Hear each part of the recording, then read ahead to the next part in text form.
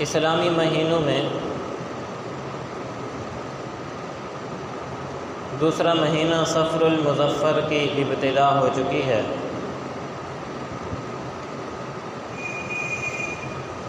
اس صفر المظفر کے حوالے سے ہمارے معاشرے کے اندر بہت زیادہ افراط اور تفریط پائی جاتی ہے۔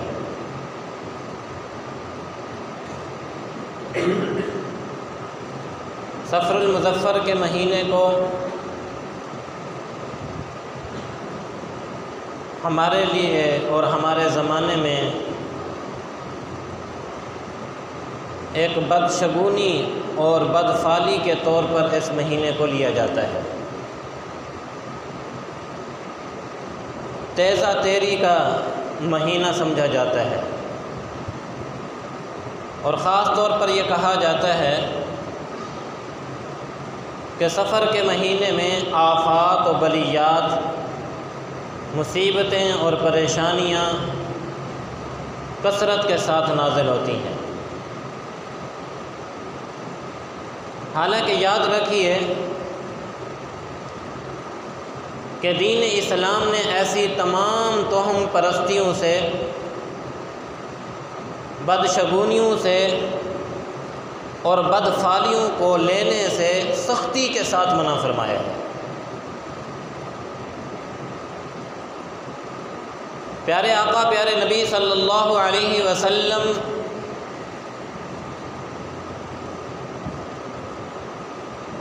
جہاں اپنے منصب رسالت کا حق ادا کرتے ہوئے لوگوں کو اللہ کی وحدانیت کا درس دیا کرتے تھے، جہاں اللہ کے پیارے پیغمبر صلی اللہ علیہ وسلم لوگوں کو آخرت کی تیاری کے بارے میں فرمایا کرتے تھے، جنت اور جہنم کے برحق ہونے کے بارے میں بتلایا، وہاں اللہ کے نبی صلی اللہ علیہ وسلم نے کفر اور شرک کی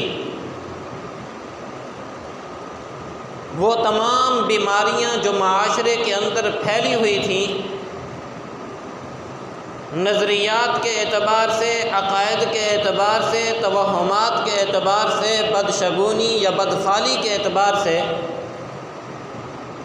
اس زمانے کے اندر جو بھی بدفعلیاں یا بدشگونیاں اس معاشرے کے اندر پائی جاتی تھیں، اللہ کے نبی صلی اللہ علیہ وسلم نے ان تمام بدشگونیوں اور بدفعلیوں کا خاتمہ فرمایا۔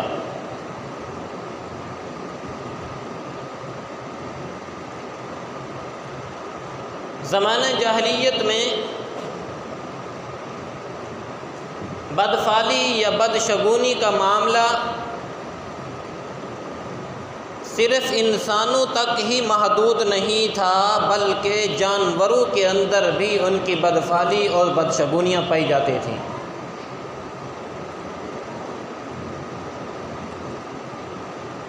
آج کتنے افسوس سے یہ بات کہنا پڑتی ہے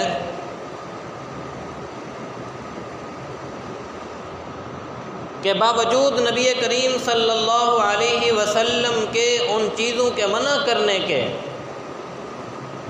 ان توہمات اور بدشگونیوں اور بدفعلیوں کے منع کرنے کے، ہماری آج کی اس قوم کے اندر ان میں سے اکثر وہ رسومات، وہ بدعات، وہ توہمات، وہ بدفعلیاں اور بدشگونیاں پائی جاتی ہیں۔ یہ بات کس قدر افسوسناک ہے کہ جن باتوں کو نبی علیہ الصلاۃ والسلام نے ختم فرمایا، جاہلیت کی جن رسموں کو، جن نظریات کو نبی علیہ الصلاۃ والسلام نے کاٹا، وہی رسومات، وہی بدعات، وہی بدشگونیاں اور بدفعلیاں آج اس امت کے اندر بھی پائی جا رہی ہیں۔ افسوس بنتا ہے یا نہیں بنتا؟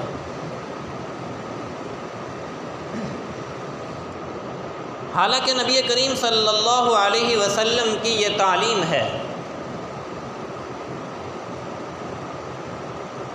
آپ صلی اللہ علیہ وسلم نے اپنے ماننے والوں کے دلوں کے اندر یہ بات پختگی کے ساتھ بٹھائی ہے کہ صحت و تندرستی کا مالک کون ہے؟ صحت و تندرستی کا مالک کون ہے؟ اللہ ہے۔ بیماری کون دیتا ہے؟ انسان کے اوپر خوشی اور غمی کس کی طرف سے آتی ہے؟ اللہ کی طرف سے آتی ہے۔ اور اس بات کی تعلیم دی کہ انسان تیری پیدائش سے پہلے بلکہ اس زمین اور آسمان کی بھی پیدائش سے 50,000 سال پہلے اللہ رب العزت نے انسان کی تقدیر لکھ دی تھی۔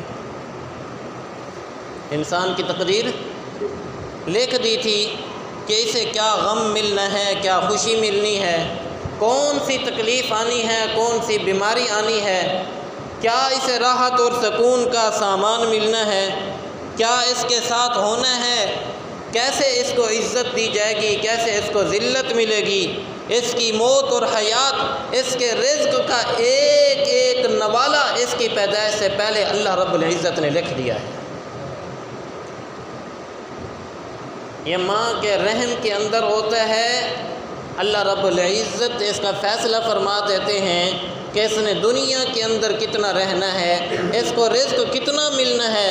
میرے پیارے آقا صلی اللہ علیہ وسلم نے ارشاد فرمایا کہ انسان کو رزق اسی طرح ڈھونڈتا ہے جس طرح موت انسان کو تلاش کرتی ہے۔ اگر اس کے مقدر کے اندر ایک گھونٹ پانی بھی مقدر ہوا تو اس وقت تک اس کو موت نہیں آ سکتی جب تک کہ وہ اس گھونٹ کا پانی پی نہ لے۔ یہ ہمارا عقیدہ ہے یا نہیں ہے؟ ہم ایمان مفصل میں کیا پڑھتے ہیں؟ آمنت باللہ وملائکتہ وکتبہ ورسلہ والیوم الآخر والقدر خیرہ وشرہ من اللہ۔ کہ اچھی اور بری تقدیر کس کی طرف سے ہے؟ اللہ کی طرف سے۔ یہ تقدیر کا کیا مطلب ہے؟ کبھی سمجھے کہ تقدیر کسے کہتے ہیں؟ بھئی تقدیر یہی ہوتی ہے کہ جو کچھ میرے ساتھ ہو رہا ہے یہ کیا ہے؟ پہلے سے میرے مقدر میں لکھا ہوا ہے۔ میں 1 منٹ کے لیے، 1 سیکنڈ کے لیے اپنے رب کے فیصلے سے نہ دوڑ سکتا ہوں نہ بھاگ سکتا ہوں۔ میں اپنے رب کے فیصلے سے نہیں ہٹ سکتا۔ وہ میرا اللہ بیماری دینے پہ آئے تو دنیا کے سارے ڈاکٹر علاج کرنا شروع کر دیں تو اس بیماری کو ختم نہیں کر سکتے۔ وہ اللہ صحت دینے پہ آئے تو ساری دنیا کے ڈاکٹر مل کے بیمار کرنا چاہیں تو بیمار نہیں کر سکتے۔ ایک مسلمان کا یہ عقیدہ اور نظریہ ہوتا ہے۔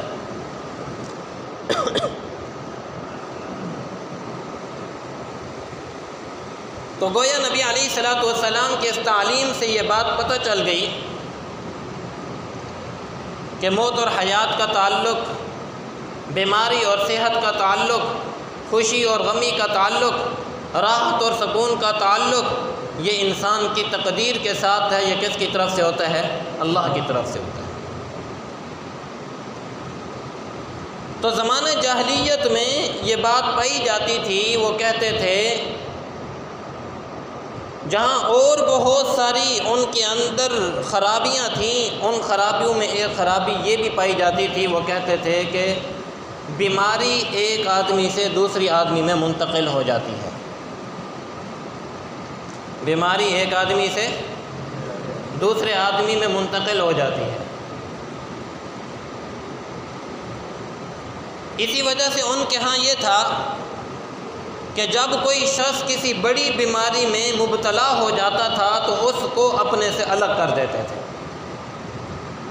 اس کے ساتھ میل ملاپ رکھنا، اس کے ساتھ دعا سلام کرنا، اس کے پاس اس کی عیادت کے لیے جانا، اس کے پاس جا کر اسے کھانا دینا، یہ بالکل ناجائز اور حرام سمجھتے تھے، اور یہ سمجھتے تھے کہ اس کے پاس جانے سے جو بیماری اس کے اندر ہے وہ میرے اندر بھی کیا ہو جائے گی؟ منتقل ہو جائے گی۔ اور صرف یہی نہیں کہ انسانوں میں یہ بات، جانوروں کے اندر بھی یہ سمجھتے تھے کہ ایک جانور کو جو بیماری لگتی ہے تو وہ جانور کی بیماری دوسرے جانور میں بھی منتقل ہوتی ہے۔ ایک صحابی اللہ کے نبی صلی اللہ علیہ وسلم کے پاس آئے اور آ کے کہنے لگے، اللہ کے نبی صلی اللہ علیہ وسلم، ایک خارشی اونٹ ہوتا ہے، یعنی جسم کے اوپر اس کی کیا ہوتی ہے؟ خارش ہوتی ہے، تو اس خارشی اونٹ کو جب دوسرے اونٹوں میں چھوڑتے ہیں تو وہ خارش دوسرے اونٹوں میں بھی منتقل ہو جاتی ہے۔ دوسرے اونٹوں میں بھی کیا ہو جاتی ہے؟ ہمارے ہاں بھی کہتے ہیں نا، جس کو خارش لگی ہو تو بچاؤ اس کو، دوسروں کے ساتھ نہ رہنے دو، دوسروں کو بھی کیا لگ جائے گی؟ ہے یا نہیں ہے؟ تو پھر تو بات وہی آ گئی کہ جاہلیت میں جو چیز تھی وہ آج ہمارے اندر بھی بولتے نہیں۔ اس کا مطلب آپ بھی یہی سمجھتے ہیں نا، ہم بھی یہی سمجھتے رہے ہیں۔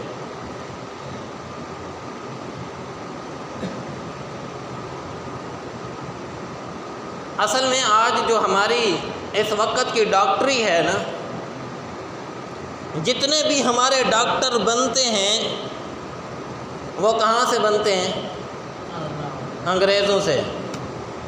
ساری تعلیمات انہوں کی، ساری کی ساری ریسرچ انہوں کی، ساری کی سارے کالج اور یونیورسٹیاں وہاں سے پڑھ کر آ کر انہی کی دوائیاں، انہی کی دوائیں کی کمپنیاں۔ بتائیں ہمارے میڈیکل سٹوروں کے اوپر کہاں کی دوائیاں ہیں؟ زیادہ تر باہر ملکوں کی دوائیاں۔ اور ہمارے ڈاکٹر کہاں؟ کوئی کہتا ہے برطانیہ پڑھ کے آیا ہوں، کوئی کہتا ہے میں افریقہ پڑھ کے آیا ہوں، کوئی کہتا ہے امریکہ پڑھ کے آیا ہوں، کوئی کہتا ہے کہاں سے پڑھ کے آیا ہوں۔ اور ہم بھی ایسے ڈاکٹروں کو سمجھتے ہیں ماشاءاللہ ایسے ڈاکٹر تو بڑے قابل ہیں، یہ MBBS لندن ہے جی، یہ MBBS امریکہ ہے جی۔ تو جو جہاں سے پڑھ کر آیا ہو تو اس کے دل و دماغ کے اندر بھی انہی کی چیز بیٹھی ہوگی نا بھائی۔ تو یہ چیز تو کفار کے اندر تھی، نبی علیہ السلام نے اس کا رد فرمایا، فرمایا لا عدوہ۔ اور یہ کوئی ضعیف حدیث نہیں، صحیح بخاری شریف کی، صحیح مسلم شریف کی روایت ہے۔ حضرت ابو ہریرہ رضی اللہ تعالی عنہ فرماتے ہیں نبی علیہ السلام نے ارشاد فرمایا لا عدوہ، بیماری ایک دوسرے کے اندر منتقل نہیں ہوتی ہے، بیماری ایک دوسرے کے اندر منتقل نہیں ہوتی ہے۔ تو جب بیماری ایک دوسرے میں اللہ کے نبی صلی اللہ علیہ وسلم فرما رہے ہیں منتقل نہیں ہوتی، تو ایک ایمان والے کو ماننا چاہیے یا نہیں؟ بولتے نہیں۔ ایک ایمان والے کو یہ تسلیم کرنا چاہیے کہ زمین اور آسمان بدل سکتے ہیں، میرے نبی کے فرمان کے اندر کوئی شک نہیں ہو سکتا کہ لا عدوہ، بیماری ایک دوسرے کے اندر منتقل نہیں ہوتی۔ اب وہ جو صحابی نے سوال کیا تھا اللہ کے نبی صلی اللہ علیہ وسلم، ایک خارشی اونٹ ہوتا ہے، ہم اس خارشی اونٹ کو دوسرے اونٹوں کے اندر چھوڑتے ہیں تو دوسرے اونٹوں کو بھی کیا لگ جاتی ہے؟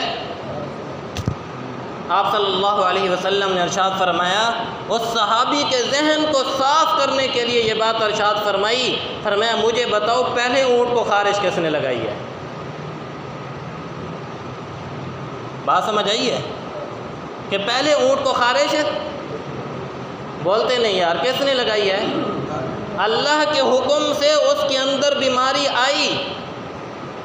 اب اگر یہی بات ہوتی تو پھر جتنے اونٹ تھے سب کو بیمار ہونا چاہیے تھا، نہیں، یوں اگر بیماریاں سب کے اندر منتقل ہونا شروع ہو جاتی تو اس کائنات کے اوپر تو کوئی انسان ہی نہ رہتا، ہر آدمی کے اندر کوئی نہ کوئی کیا ہے؟ بیماریاں ہیں۔ تو نبی علیہ السلام نے اس چیز کا رد فرمایا اور فرمایا لا عدوہ، بیماری ایک دوسرے کے اندر منتقل نہیں ہوتی۔ اور آج بھی وہی نظریہ میں یہ بات عرض کر چکا ہوں کہ نزلہ، زکام اور یہ کھانسیاں وغیرہ یہ جو ہیں، اب یہ ہماری عجیب ایک اس کرونا کی آڑ کے اندر، ناراض نہ ہوئیے گا، ہمارے بعض حضرات شاید مجمع کے اندر ایسے موجود ہوں کہ اس آڑ کے اندر کہ یہ جی بیماری ایک دوسرے کے اندر ایک سے دوسرے میں منتقل ہوتی ہے،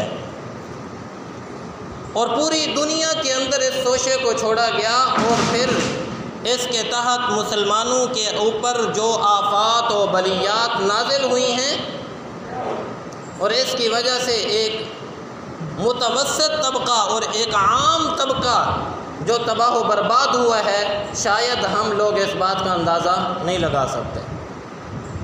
یہ آج اس ریل میں ایک مرتبہ سفر کر رہا تھا تو میرے ساتھ ایک ٹھیک ٹھاک آدمی بیٹھا ہوا تھا، تو رونے لگا۔ باتوں باتوں میں کچھ باتیں ایسی ہو گئیں، کہنے لگا کہ میرا کاروبار کروڑوں میں تھا، کروڑوں میں کاروبار تھا، روزانہ کی کئی لاکھ کی آمدنی ہوتی تھی، لیکن یہ کرونا کے وجہ سے لاک ڈاؤن شروع ہوئے، اب اس کی حالت یہ ہوئی کہ دکان کا جو کرایہ تھا، آمدنی آنا تو بند ہو گئی، دکان کا کرایہ سر کے اوپر چڑھتا چلا گیا۔ اب حالت یہ ہے کہ میری جیب کے اندر پھوٹی کوڑی بھی نہیں ہے کہ جس کی وجہ سے میں اپنے بچوں کا خرچ برداشت کر سکوں۔ سکول میں دینے کے لیے میرے پاس بچوں کی فیس نہیں ہے۔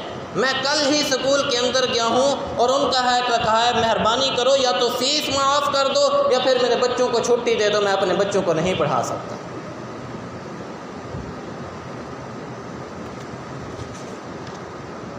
اور وہی نظریہ اور وہی چیز جس کا رد نبی علیہ السلام نے فرمایا تھا، آپ صلی اللہ علیہ وسلم نے زمانہ جاہلیت میں پانے والی اس نظریے کا رد کرتے ہوئے فرمایا تھا، لا عدوہ، کہ بیماری ایک دوسرے کے اندر منتقل نہیں ہوتی ہے۔ اور پھر نبی علیہ السلام نے پریکٹیکلی طور پر صرف یہ فرمایا نہیں، ایک جزامی شخص آیا، نبی علیہ السلام نے صحابہ کی موجودگی میں اسے اپنے ساتھ دسترخوان کے اوپر بٹھایا اور اس کے ساتھ کھانا تناول فرمایا۔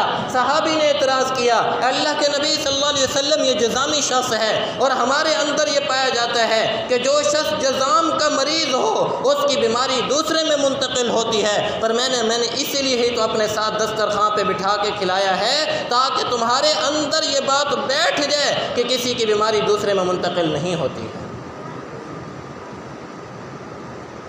کسی کی بیماری دوسرے میں منتقل۔ لیکن یہاں ایک اعتراض، اور ہمارے سوشل میڈیا، الیکٹرانک میڈیا اور بہت ساری جگہوں پہ یہ اصل میں تصویر کا ایک رخ دکھایا جاتا ہے، دوسرا رخ کہ حدیث میں نبی علیہ السلام کا جہاں یہ فرمان ہے وہاں یہ بھی تو ہے کہ آپ صلی اللہ علیہ وسلم نے فرمایا کہ طاعون جہاں پھیل جائے وہاں نہ جاؤ، اور جو طاعون کے مقام پہ رہتا ہو اس کو چاہیے کہ وہاں سے نکل کر نہ جائے۔ شراح حدیث نے آج سے 14 صدیاں پہلے جو اس حدیث کی تفسیر میں، اور صحابہ کی اپنی تفسیر جس حدیث کے تحت ہے، خدا را کم از کم اس کو ہی پڑھ لیا ہوتا۔ نبی علیہ السلام نے اس بات کی وضاحت فرمائی کہ دراصل ایمان انسان کے درجات کے اندر بعض اوقات مختلف ہوتا ہے، اور یہ اس وقت کی بات ہے کہ جب بعض نبی علیہ السلام کا زمانہ ہے، صحابہ کا دور ہے، انسان کی کیفیات بعض اوقات مختلف ہوتی ہیں۔ اب ایک آدمی کے مقدر کے اندر بیماری لکھی ہے، وہ آدمی یہاں سے وہاں گیا، بیمار ہو گیا، تو اس کے ذہن میں کیا بیٹھے گا؟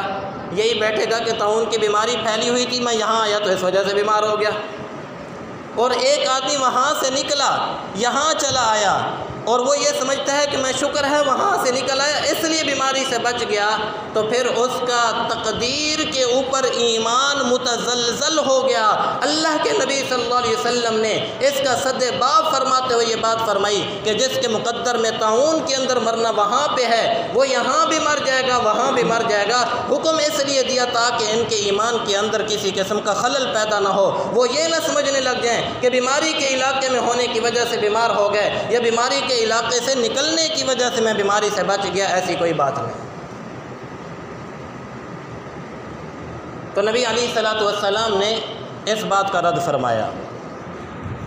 مزید ان کے اندر ایک واقعہ یاد آیا، حضرت مولانا شبیر احمد عثمانی رحمۃ اللہ علیہ، یہ وہ شخص ہیں جنہوں نے پاکستان بننے کے بعد سب سے پہلے کراچی کے اندر جھنڈا لہرایا تھا پاکستان کا، عالم دین تھے ماشاءاللہ بہت بڑے۔ اور ان کے دوسرے بھائی ظفر احمد عثمانی رحمۃ اللہ علیہ نے یوپی کے اندر جھنڈا لہرایا تھا۔ ان دونوں کے تعلقات قائد اعظم کے ساتھ بہت قریبی تھے کہ آزادی کی تحریک میں یہ حضرت کے ساتھ بہت قریب رہے تھے۔ اس وجہ سے قائد اعظم نے ان کی دل جوئی کے لیے اور ان کی عزت افزائی کے لیے ان کے ہاتھوں سے جھنڈا لہروایا تھا۔ مولانا ظفر احمد عثمانی رحمۃ اللہ علیہ فرماتے ہیں، انہوں نے اپنی قرآن کی تفسیر جو لکھی ہے تفسیر عثمانی، اس کے اندر حضرت فرماتے ہیں کہ میں ایک مرتبہ میرا ایک ہندو دوست تھا، اس سے ملنے کے لیے گیا۔ میں نے گھر والوں سے پوچھا کہ وہ کہاں ہیں، تو انہوں نے کہا جی وہ بیمار ہیں اور فلاں گھر کے کونے کے اندر اس کو بند کیا ہوا ہے۔ فرماتے ہیں میں بڑا حیران ہوا، میں نے کہا اللہ کے بندے وہ بیمار ہے تو اس کو گھر میں کیوں بند کیا ہوا ہے؟ تمہیں چاہیے تم اس کی خدمت کرو، اس کی دوائی دارو کرو، اس کا کوئی علاج معالجہ کرو، تم نے اس کو ڈالا ہوا ہے دودھ۔ کہنے لگے جی وہ ہمارے ہاں یہ ایسی بیماری ہے جس کی وجہ سے وہ بیمار آدمی دوسرے بیمار آدمی کے ساتھ مل جائے تو بیماری منتقل ہو جاتی ہے، اس وجہ سے ہم نے اس کو دور پھینکا ہوا ہے۔ حضرت فرماتے ہیں میں نے اس کو کہا کہ مجھے اس سے ملاؤ۔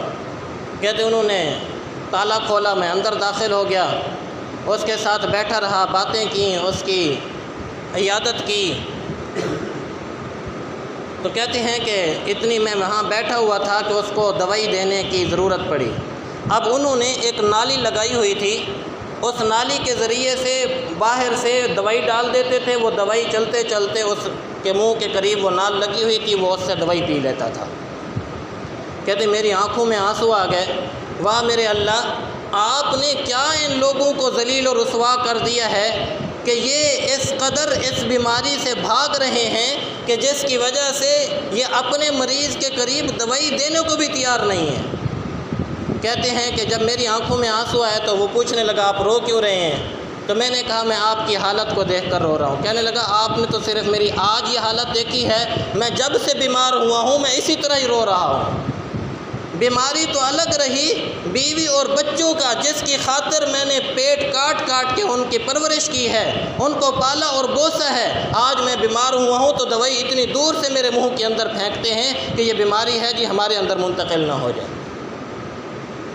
فرماتے ہیں میں وہ بھی بیچارے اس کی آنکھوں میں بھی آنسو ہے، کہتے ہیں کہ اس سے بیماری سے زیادہ دکھ مجھے اپنوں کا ہے۔ اور یقین کریے ناراض نہ ہوئیے گا، یہ ہمارے اس کرونا کی بیماریوں کے اندر بھی یہی کچھ ہوا ہے۔ جنازہ پڑھنے سے کہا گیا جی جنازہ نہ پڑھیں، بیماری منتقل ہو جاتی ہے، بیمار ہو جائے تو اس کے پاس نہ جائیں جی، اس کو قرنطینہ میں ڈال دیا گیا جی یہ بیماری دوسرے میں منتقل ہو جاتی ہے جی فلاں ہو گیا۔ خدا احتیاط اپنی جگہ پر، لیکن کیا ایک مریض کو اس طرح پھینک دینا، اس کے جنازہ پڑھانے سے پڑھنے سے اپنے آپ کو الگ کر لینا، اس کی دوائی دارو کا خیال نہ کرنا، کیا شریعت ہمیں اس بات کی تعلیم دیتی ہے؟ نبی علیہ الصلوۃ والسلام نے صاف اور دو ٹوک الفاظ کے اندر، صحیح بخاری شریف کی روایت ہے، امام بخاری رحمۃ اللہ علیہ نے باقاعدہ اس کے اوپر ایک باب باندھا ہے، اور امام مسلم رحمۃ اللہ علیہ نے بھی اس کے اوپر باب باندھا ہے۔ باب یعنی بدشگونی اور بدفعلی کے حوالے سے یہ باب باندھا ہے، اور فرمایا عن ابی ہریرہ قال قال النبی صلی اللہ علیہ وسلم لا عدوى ولا طیرۃ ولا حامۃ ولا صفر، نہ بیماری ایک دوسرے میں منتقل ہوتی ہے اور نہ یہ ہم کہتے تھے کہ یہ جو ہمارے ہاں بھی پایا جاتا ہے، آدمی فوت ہو جاتا ہے تو کہتے ہیں جو روحیں واپس گھر کی طرف لوٹتی ہیں، پر میں شریعت کے اندر اس کا کوئی وجود نہیں۔ جو مر گیا اس کی روح یا علیین کے اندر ہے یا سجین کے اندر ہے، نہ جہنم میں جانے کے بعد اسے یہاں سے فرشتے واپس آنے کی اجازت دیتے ہیں، اور نہ جنت میں جانے کے بعد اسے دنیا میں آنے کی کوئی ضرورت محسوس ہوتی ہے۔ بھئی جو جنت میں ہے اسے دال چاول کھانے کی کیا ضرورت ہے یہاں آنے کی؟ جو جہنم میں ہے کیا اسے وہاں سے اس کو چھوڑیں گے بھی جاؤ دوبارہ لوٹ جاؤ وہاں دال چاول کھاؤ؟ عجیب ہمارے معاشرے کے اندر یہ رسومات اور یہ چیزیں پائی جاتی ہیں، پھیلائی جاتی ہیں۔ تو نبی علیہ السلام نے اس بات سے منع فرمایا۔ تو حضرت شبیر احمد عثمانی فرماتے ہیں اسی دوران وہ کہنے لگا حضرت آپ اپنا ہاتھ بڑھائیے، میں آپ کے ہاتھ کے اوپر کلمہ پڑھ کے مسلمان ہو جاتا ہوں کہ جس مذہب کے اندر یہ تعلیم دی گئی ہے کہ بیمار ہو تو اس کی عیادت کے لیے جاؤ، بیماری دوسرے کے اندر منتقل نہیں ہوتی، میں اس سے یہ بات سمجھ چکا ہوں کہ آپ کا دین سچا اور برحق دین ہے، میں کلمہ پڑھ کے مسلمان ہوتا ہوں۔ آج غیروں کی تعلیم نے ہمیں برباد کر دیا۔ سچی بات تو یہ ہے نبی کی ایک ایک سنت ایسی ہے، ایک ایک عمل ایسا ہے کہ جس کو دیکھ کر غیر مسلمان ہوتے، لیکن ہم نے انہی کے طریقوں کو اپنا کے، انہی کے لبادے کو اوڑھ کر، انہی کے طور طریقوں کو ایجاد کر کے، انہی کے طور طریقوں پر چل کے اپنے آپ کو برباد کیا۔ غلام بنے ہوئے ہیں ہم، سچی بات ذہنی طور پر غلام ہیں ہم، دماغی طور پر ہم ذہنی طور پر غلام بن چکے ہیں ان کے، جو وہ کہتے ہیں، جیسے وہ کہتے ہیں، جس انداز میں ہمیں چلانا چاہتے ہیں، جس انداز میں ہمیں وہ جو بات ہمارے ذہنوں میں گھسانا چاہتے ہیں ہم کرنے کو تیار ہوتے ہیں۔ تو نبی علیہ السلام نے اس کی منع فرمایا۔ دوسری چیز، زمانہ جاہلیت میں یہ بھی پایا جاتا تھا کہ جس کے بچے ضائع ہو جاتے تھے، کنواری عورت کو شادی ہونے کے بعد ایسی عورت کے قریب نہیں جانے دیتے تھے، اور کہتے تھے کہ اس کی وجہ سے یہ خود تو بیمار ہے ہی ہے، اس کے بچے تو زندہ نہیں رہتے، فوت ہو جاتے ہیں، حمل میں ضائع ہو جاتے ہیں، تو دوسری عورت کو اس کے قریب نہیں جانے۔ اور سچی بات بتاؤں، یہ ہمارے معاشرے میں ہمارے مسلمان ماؤں اور بہنوں کے اندر یہ نظریہ پایا جاتا ہے یا نہیں ہے؟ نہیں جانے دیتے عورت کو کہ کیا ہے، تم وہ تو کہتے ہیں ڈین ہے، استغفر اللہ، اس کو کہتے ہیں یہ تو ڈین ہے ہی ہے، تمہیں نہ خراب کر دے۔ خدا کے بندو، نبی کی تعلیم کہاں گئی؟ نبی کی شریعت کہاں گئی؟ کیا نبی علیہ السلام نے ہمیں یہی تعلیمات سکھلائیں؟ کیا آپ صلی اللہ علیہ وسلم کی یہی تعلیمات ہیں؟ آپ صلی اللہ علیہ وسلم نے اس کا بھی رد فرمایا کہ ایسی کوئی چیز نہیں ہے جس کی وجہ سے تم کسی عورت کو دوسری عورت پر جانے سے منع کرتی ہو کہ اس کی وجہ سے اس کے اندر بھی یہ ہو جائے گا۔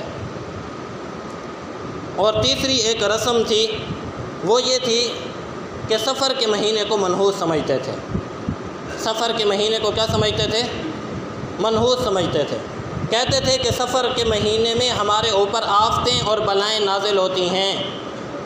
آپ صلی اللہ علیہ وسلم نے، ابھی میں نے حدیث پڑھی، اور یہ صحیح بخاری صحیح مسلم شریف کی ایک روایت نہیں، یہ کم از کم 15 حدیثیں صحیح بخاری شریف کے اندر، اور امام مسلم نے اس کو نقل کیا ہے، مسند احمد کے اندر، سنن ابو داؤد کے اندر، ان حدیث کو باقاعدہ باب باندھ کے نقل کیا ہے۔ آپ صلی اللہ علیہ وسلم نے ارشاد فرمایا ولا سفر، سفر کے اندر کسی قسم کی کوئی نحوست نہیں۔ اس لیے ان کے رد میں آپ نے فرمایا یہ سفر صرف سفر نہیں، یہ سفر المظفر ہے۔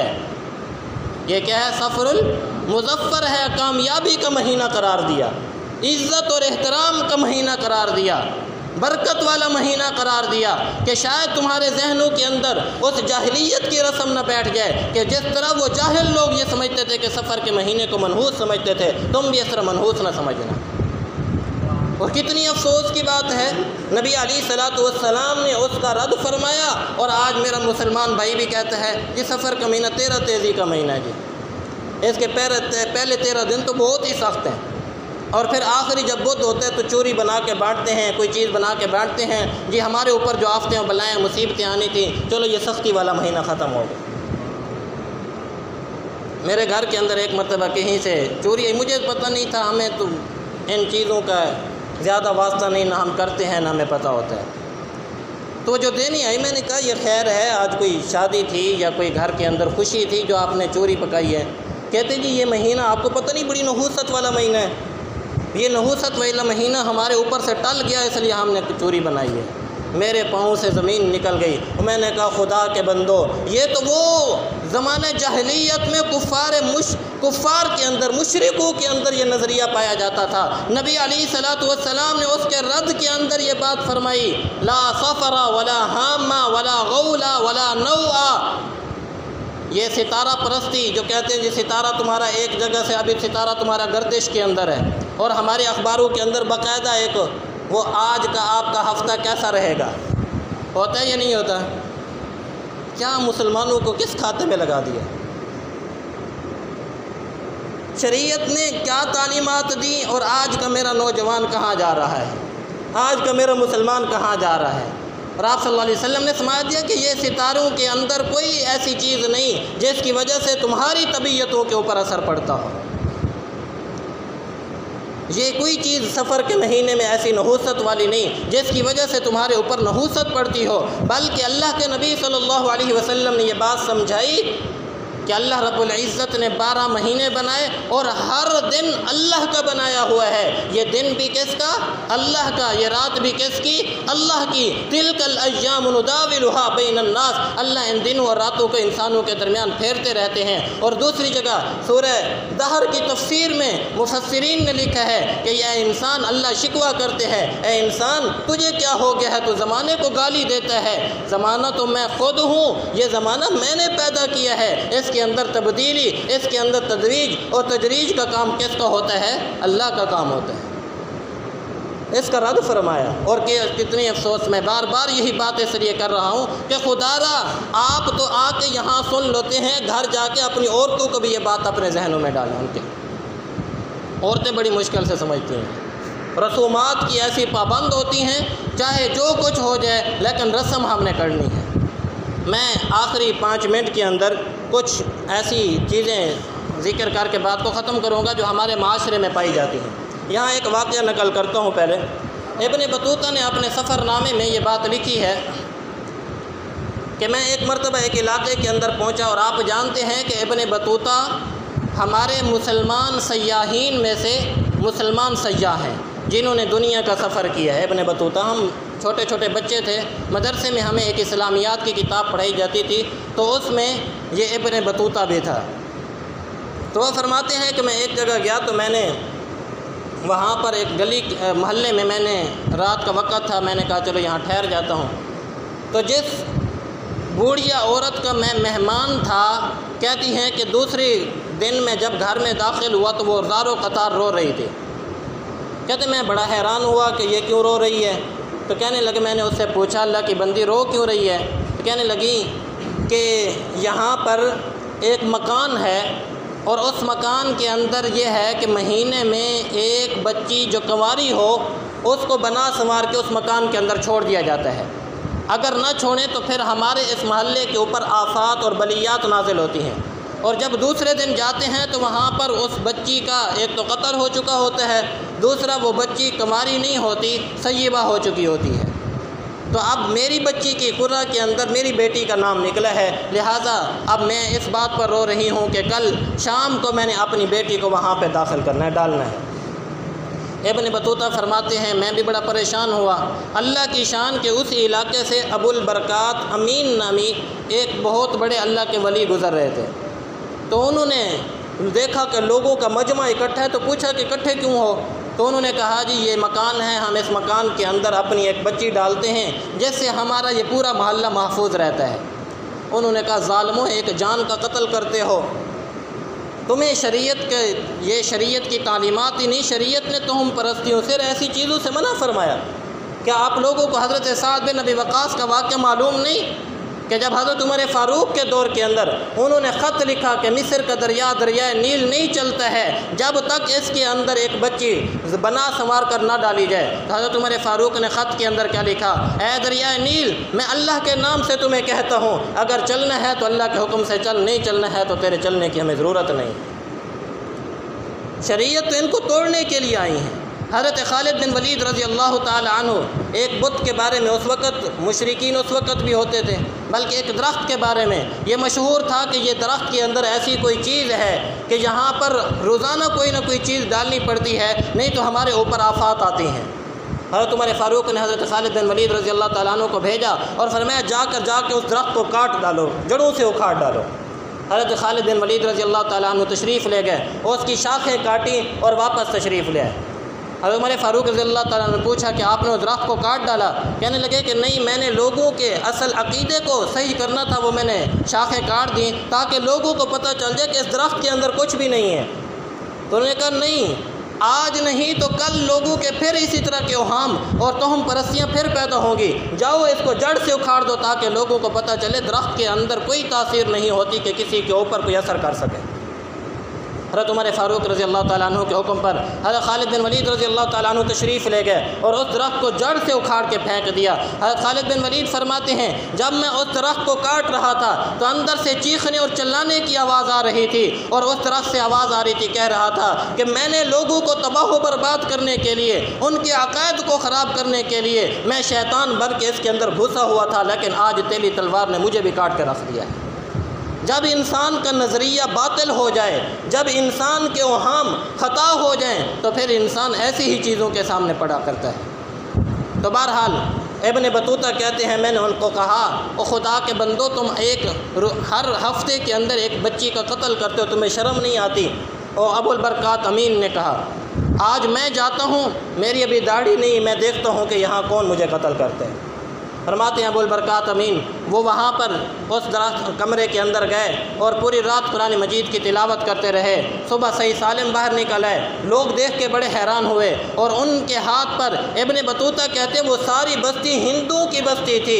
انہوں نے جب ابو البرکات امین کی یہ حالت دیکھی تو ساری کی ساری بستی کلمہ پڑھ کے مسلمان ہو گئی کہ تمہاری وجہ سے اللہ رب العزت نے ہمیں اس سے نجات عطا فرمائی۔ تو یہ سفر کے مہینے میں نحوست سمجھنا، یہ آفات سمجھنا، یہ بلیات سمجھنا، یہ شریعت کی نظر میں اس کی کوئی حیثیت نہیں ہے۔ یہ ہمارے سانگلہ ہل میں چند مہینے پہلے وہ بال کاٹنے والا واقعہ سب جانتے ہیں۔ میں نے قطعی طور پر اپنی مسجد میں ہمارے یہاں پہ نمازی جو صبح کا درس سنتے ہیں، میں نے یہ اعلان کیا تھا، میں نے بتایا تھا کہ یہ فراڈ ہے، یہ جھوٹ ہے۔ کوئی آدمی اس انداز کے اندر لوگوں کے اندر گمراہی ڈال رہا ہے، ان کے اندر یہ پھیلانے کی کوشش کر رہا ہے کہ یہاں جنات، بھوت، پریت، پتہ نہیں کیا کیا فلاں چیزیں ہوتی ہیں۔ جنات برحق ہیں، لیکن ان کی یہ انداز نہیں ہوتا ہے کہ کسی کے بال کاٹ کے لے جائے۔ ہم سے پوچھو کہ کیا ان کے طریقہ کار، ان کا کیا ہوتا ہے۔ بہرحال وہ بات پھر لمبی ہو جائے گی، میں صرف چند وہ چیزیں ذکر کروں گا جو ہمارے معاشرے کے اندر ان کی وہ توہم پرستی اور غلط بدشگونی کے طور پر لی جاتی ہیں، ان کی وہ غلط توجہ سے سن لیجئے کہ پہلی چیز شیشہ ٹوٹنا۔ ہمارے ہاں یہ معاشرے کے شیشہ ٹوٹ جائے تو کہتے ہیں بس اب گھر کے اوپر کوئی پریشانی آنے والی۔ دوسری چیز ہے دودھ گرنا، دودھ ابل کر گر جائے یا ویسے ہی دودھ گر جائے تو کہتے ہیں گھر کے اندر کیا آنے والی ہے، کچھ اچھا نہیں ہونے والا، اور یہ ہندوؤں کی بات ہے اور ہمارے مسلمانوں میں بھی پائی جاتی ہے۔ اور تیسری چیز ہے الو کا بولنا۔ ہم بچپن میں تھے، میں یاد ہے پڑھنے جاتے تھے، وہاں درختوں کے اوپر الو بیٹھا، دیہات میں رہتے تھے اس وقت تو الو اکثر بیٹھے ہوتے تھے، تو ہم نے اپنے بڑوں سے بھی یہ سنا جی جس گھر کے اندر الو بیٹھ جائے تو بس وہ گھر تباہ و برباد ہو جاتا ہے۔ تو نبی علیہ الصلوۃ والسلام نے یہ حامہ کی تفسیر میں ہی علامہ ابن حجر عسقلانی رحمۃ اللہ علیہ نے لکھا ہے کہ اس سے مراد الو ہے کہ یہ اس وقت زمانہ جاہلیت میں بھی یہ سمجھا جاتا تھا کہ الو کو نحوست کا پرندہ سمجھا جاتا تھا، اور کہا جاتا تھا جس گھر کے اندر الو بیٹھ جائے وہ گھر تباہ و برباد ہو جاتا ہے۔ حالانکہ میں ایک مرتبہ اس کی ایک ریسرچ پڑھ رہا تھا کہ الو کے متعلق یہ اس گھر کے اندر بیٹھتا ہے یا اس جگہ پر بیٹھتا ہے جہاں ویرانہ ہو۔ یہ الو کی فطرت ہے، ہر چیز کی ایک فطرت ہوتی ہے نا، تو اس کی فطرت ہے کہ ایسے گھر کے اندر بیٹھنا۔ ہم نے اس کو بنا لیا کہ جس گھر میں الو بیٹھ جائے وہاں کیا آ جاتی ہے، اور یہ شوشہ چھوڑا ہوا ہے عاملوں کا، جاہل پیروں کا۔ سچے جو پیر ہوتے ہیں، سچے نیک لوگ ہوتے ہیں، وہ ایسی باتیں نہیں پھیلایا کرتے۔ اور تیسری چیز کوے کا دیوار کے اوپر آ کر بیٹھنا، یہ بھی شگون سمجھا جاتا ہے۔ کوئی کہتے ہیں جی مہمان آنے والے ہیں، کوئی کیا کہتے ہیں، کوئی کیا کہتے ہیں۔ اسی طرح بلی راستہ کاٹ جائے، آگے سے گزر جائے تو کہتے ہیں بس اب یہ جس مقصد کے لیے، جس کام کے لیے جا رہے ہیں، یہ کام ٹھیک نہیں ہوگا۔ اسی طرح جوتے کا الٹا پڑا ہوا ہونا، اس کو بھی نحوست سمجھا جاتا ہے، حالانکہ اللہ رب العزت کی ذات اس چیز سے ما وراء الورا ہے۔ یہ جوتے کا الٹا پڑا ہونا، سیدھا پڑا ہونا ہے تو جوتا ہی، وہ سیدھا پڑا ہو یا الٹا پڑا ہو اس کا کیا مطلب ہے؟ تو جوتا ہے، یا تو پھر آپ استعمال ہی نہ کریں اس کو۔ تو اس کی وجہ سے یہ جو ہمارے معاشرے کے اندر یہ بات پائی جاتی ہے، اس کی کوئی حقیقت نہیں۔ اسی طرح میں اس مرتبہ اپنے گھر گیا، مجھے ایک ساتھی کہنا حضرت جی مجھے دم کر دیں، میرے ہاتھوں میں نا صبح کی خارش ہو رہی ہے اور مجھے لگتا ہے کہ مجھے اوپر کوئی پریشانی آنی ہے۔ اور ایک میں نے کہا ہم نے تو سنا تھا کہ گھر میں خزانہ آنا ہے اور آپ پریشانی کا ذکر کر رہے ہیں، چلو میں آپ کو دم کر دیتا ہوں، باقی اس بات کا نہ رکھا کرے کہ آنکھ پھڑک رہی ہے، یہ ہاتھ میں خارش ہو رہی ہے تو یہ ہو جائے گا، فلاں ہو جائے گا۔ اسی طرح بعض کہتے ہیں جی رات کے وقت میں گھر میں جھاڑو نہیں لگانا چاہیے، رزق گھر سے نکل جاتا ہے۔ خدا کے بندو، شریعت نے صفائی ستھرائی کا حکم دیا اور یہ کہتے ہیں رات کو جھاڑو نہ لگاؤ۔ عجیب پتہ نہیں فلسفے ہم نے کہاں سے نکال لیے۔ میرے بھائی عمومی طور پر میں نے کئی بہت ساری دکانوں میں دیکھا ہے، وہ شام کو جھاڑو دکان بند کرنے لگتے تو صفائی کر کے جاتے ہیں، تو پھر ان کی دکان میں تو ملیا میٹ ہو جانی چاہیے تھی۔ کتنی افسوس کی بات۔ اور اس کے علاوہ کہتے ہیں جی روٹی کے اوپر سالن رکھ کے نہ کھائیں جی روٹی کے اوپر سالن رکھ کے نہ کھائیں۔ کتنے ہم نے اپنے اکابر میں بزرگوں میں یہ ہوتی نہیں تھی، سالن چیزیں ہی نہیں ہوتی تھی، کوئی تھوڑی بہت گڑ کی ڈلی یا وہ کھجوریں ہوتی تھی اس کو روٹی کے اوپر رکھ کے کھا لیا کرتے تھے، سالن کے طور پر استعمال کرتے تھے۔ اسی طرح کہتے ہیں جی دلہن کے گھر آنے پر وہ جو پتہ نہیں دروازے کے اوپر کوئی چیز رکھتے ہیں، جی ہاں تیل رکھتے ہیں، یہ ہندو کی رسم اور ہمارے مسلمانوں کے اندر۔ اور اس کے علاوہ وہ شادی کے موقع پر دلہا کو کہا جاتا ہے جی اپنے ساتھ چھری یا چاقو رکھو۔ ہمارے ایک دوست یہاں موجود ہیں، مجھے کہنے لگے جی وہ میرے گھر والوں نے کہا ہے کہ اپنے ساتھ میں چھری یا چاقو رکھو۔ میں نے کہا کیوں، دلہن نے تیرے اوپر حملہ کرنا ہے یا آپ نے دلہن پہ حملہ کرنا ہے؟ عجیب باتیں ہیں جو ہمارے اندر پائی جاتی ہیں۔ تو یہ بھی وہ چیزیں ہیں جو زمانہ جاہلیت میں۔ اسی طرح چارپائی کے نیچے، میت کی چارپائی کے نیچے وہ کوئی دانے، پتہ نہیں کوئی نمک، یہ چیزیں رکھی جاتی ہیں کہ اس کے اوپر آ کے وہ اس کی ہمزاد ہوتا ہے جو اس کی روح کو لے جاتا ہے، پھر ہمزاد کی شکل میں آ کے لوگوں کو تنگ کرتا ہے، پتہ نہیں کیا کیا باتیں ہیں۔ اور اسی طرح سورج گرہن یا چاند گرہن، اس عنوان پر اس حادث کا مکمل ایک بیان ہے۔ سورج اور چاند گرہن کے اوپر یہ جو حاملہ عورتوں کو کہا جاتا ہے باہر نہ نکلیں، بچے کے اوپر اثر پڑ جائے گا، وہ خدا را کیا عجیب معاملات ہیں۔ حضرت ابراہیم جو نبی علیہ الصلوۃ والسلام کے سب سے چھوٹے صاحبزادے ہیں، جس دن وفات ہوئی اس دن سورج گرہن تھا، مشرکین مکہ نے شوشہ چھوڑا کہ اس وجہ سے آپ صلی اللہ علیہ وسلم کے یہ بچے فوت ہوئے ہیں۔ آپ صلی اللہ علیہ وسلم نے وضاحت فرمائی سورج گرہن اور چاند گرہن کا تعلق کسی کی بیماری، حیات اور ممات کے ساتھ کوئی تعلق نہیں، یہ اللہ رب العزت کی نشانیاں ہیں۔ جب اللہ چاہتے ہیں ان کو اپنی گرفت میں لے لیتے ہیں، جب چاہتے ہیں انہیں چھوڑ دیتے ہیں۔ اور ہمارے گھروں میں حاملہ عورتیں جی چاند گرہن ہے، یہ سورج گرہن، ان کو باہر نہیں نکلنا چاہیے۔ خدا کے بندو، شریعت نے کیا تعلیم دی، ہم شریعت کے الٹ چلتے ہیں۔ تو یہ معاملات۔ اور ایک بات اور آخری بات وہ یہ کہ ہمارے یہاں بچہ پیدا ہوتا ہے تو اس کو باہر نہیں، 40 دن اس کو باہر نہیں نکالا جاتا۔ میرے پاس ایک مرتبہ ایک ساتھی ہے تو آپ آ جائیں، میں نے کہا بچے کو لیا، کہتے وہ جی ابھی 40 دن کا نہیں ہوا، میں باہر لے آؤں۔ میں نے کہا 40 دن کا ہونے کے بعد کیا ہوتا ہے اور 40 دن سے ہونے سے پہلے کیا ہوتا ہے؟ یعنی ایک عجیب رسومات اور عجیب باتیں ہمارے اندر پھیلی ہوئی ہیں۔ یہ گود بھرائی، وہ 7ویں 8ویں مہینے میں گود بھرائی کی جاتی ہے، پتہ نہیں کیا کیا۔ تو خدا را ان رسومات کا تعلق شریعت سے کوئی نہیں ہے، سفر کے مہینے میں کوئی نحوست نہیں ہے، کسی قسم کی کوئی ممانعت نہیں ہے، یہ ایسی ہماری پھیلائی ہوئی باتیں ہیں۔ دعا ہے اللہ ہم سب Subscribe to our channel by clicking the subscribe button. Click the bell button and enjoy the latest uploads from our channel.